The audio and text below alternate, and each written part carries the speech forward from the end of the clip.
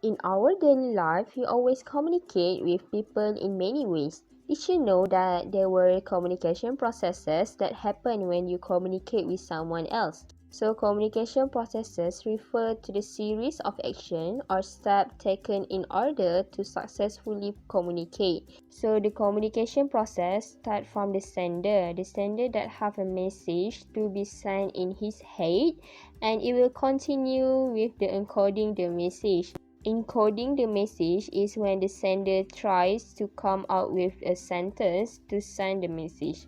So the next process is channel. The sender will choose one channel to send the message.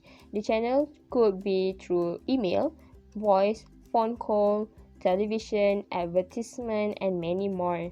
So when the sender chooses the suitable channel to deliver his message, the next process is message received. The message will be received by the receiver, and the next process will be receiver decoding the message, which means try to understand and read the message. And the next process, it can be the feedback. When the receiver wants to reply back the message, all of this process will start over again. Sometimes the process will be complete and sometimes the process can be failed. During all of this process, there will be noises that will disturb the delivery of the message. Besides the noises, it also can be many other things that can disturb the process of communication between people.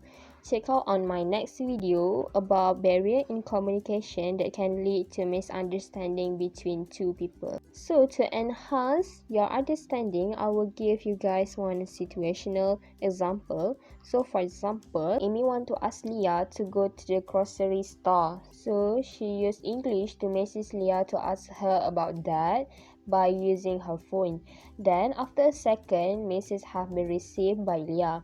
Leah read the message. After a minute, that message arrived and reply immediately to Amy with her answer. So based on this situation, Amy is the sender and Leah is the receiver. So for the first process, it all happened when Amy was thinking about asking Leah to go to the grocery store. When she typed the message in English, she went through the encoding processes. For the channel, Amy used phone messaging to deliver her message. Then the process continued when Leah received the message as a receiver. Then it will continue with the decoding process when Leah read the message. The feedback is when Leah replied to the Amy's message. So that is communication process. So I think that's all from me. Thank you for watching. Please click subscribe button, like and share my video. Bye guys, have a good day.